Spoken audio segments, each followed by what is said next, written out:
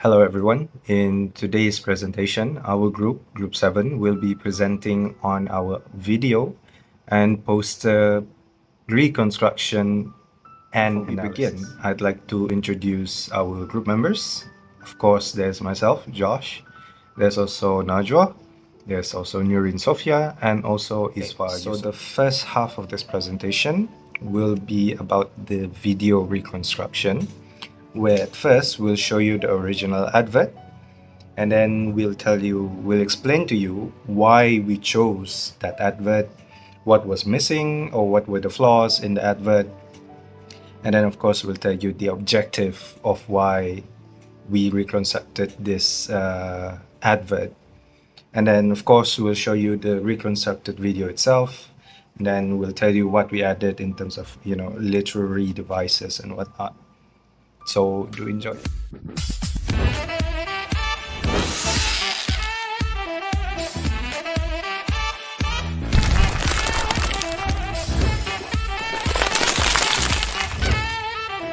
Hi and Assalamualaikum. My name is Nurin Sofia. For this slide, I will explain why we choose this particular ads. The first one is familiarity and simplicity. The ad focuses on cookies, which are easy to relate to and loved by almost everyone. It felt like a good starting point for creative enhancement. The second one is opportunity for storytelling. The original ad didn't have much of a narrative. This gave us the chance to reconstruct it and create a meaningful story or theme. The third one is room for creativity. The plain design of the ad made it a blank canvas. We saw it as an opportunity to reimagine it with a festive like Hari Raya concept. The last one is potential to connect. Cookies are often linked to sharing and togetherness. We wanted to highlight that aspect in our construction. I will go over what was missing in the original ad. The first one that we noticed is that there is no narrative. The ad didn't have a storyline, which made it feel static and not very engaging. The second one is weak characterization. There were no characters or relatable figures, making it harder for audience to connect with the ad. The third one is lack of emotional appeal. The ad focused only on the product and missed deeper themes like joy or celebration. Fourth one is no context or setting. It didn't show the cookies in a familiar or relatable environment like a family celebration. The last one is no conflict or resolution. There was no challenge or sense of satisfaction to make the ad more. Let's talk about why we reconstructed this ad.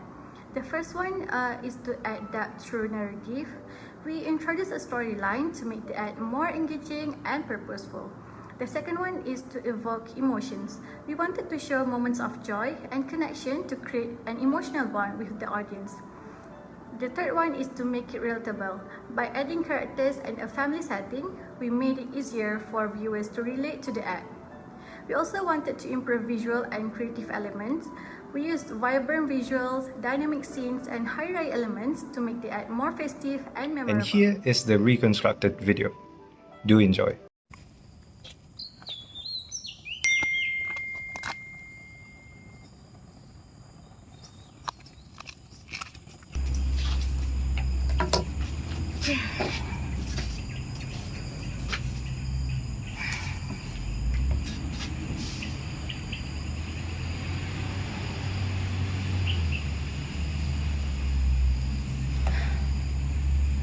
No, I forbid you! You don't understand me, Ma.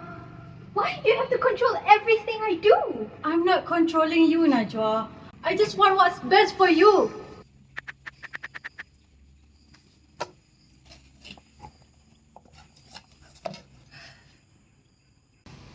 Najwa, still busy? Something like that.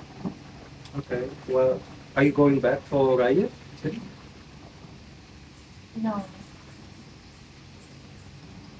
Alright, well, I mean, no pressure. At least, in the spirit of Raya, have some of these cookies. They're really magic, I swear. Fine. This one.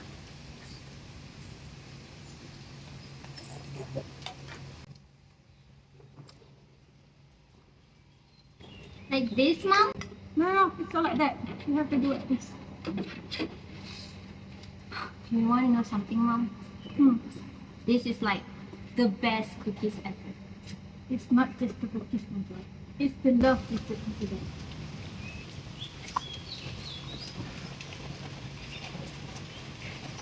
Najwa, are you okay? Oh, it's nothing. It's just really good.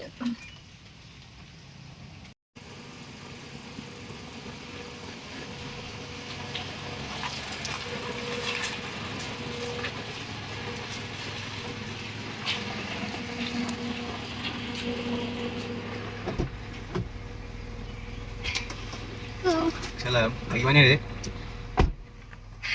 home. I'm going home. Dek, I don't know where your home is. Oh, right. Nombor 4 Taman Siti Kasih Bandar Macang.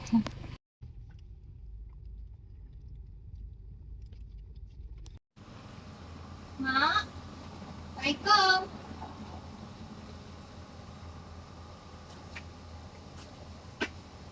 Mak, where are you?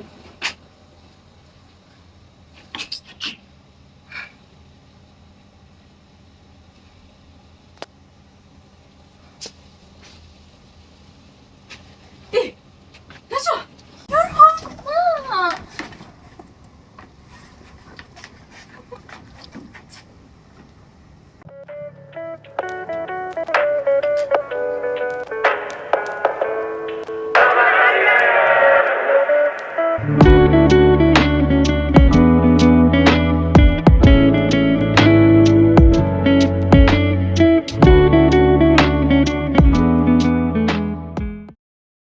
Assalamualaikum and hi.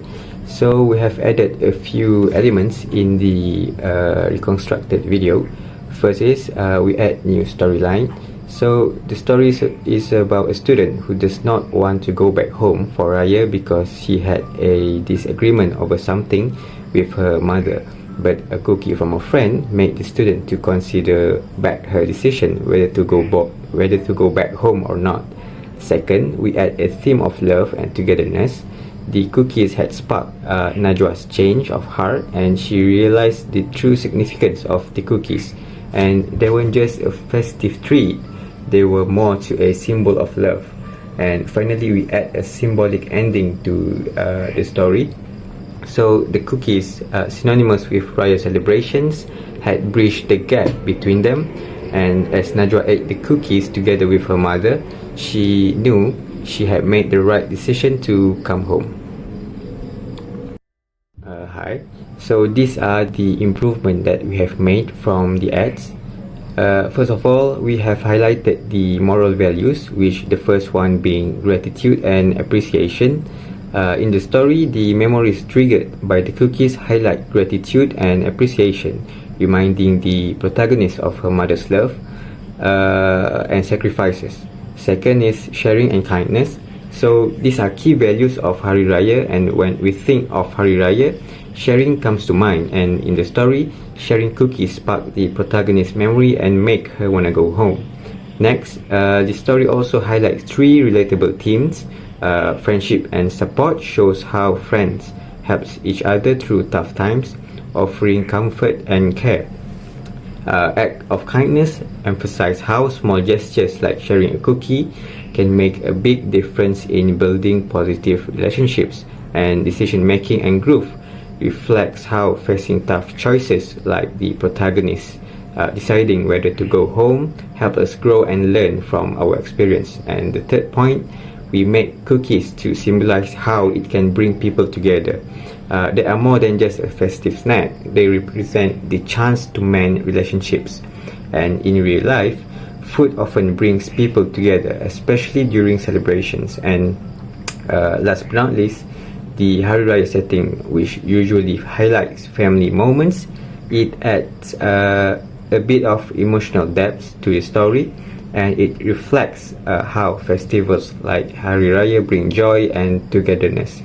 So the celebration highlights the importance of being together and shows how such moments can heal and unite, making the story relatable and also engaging.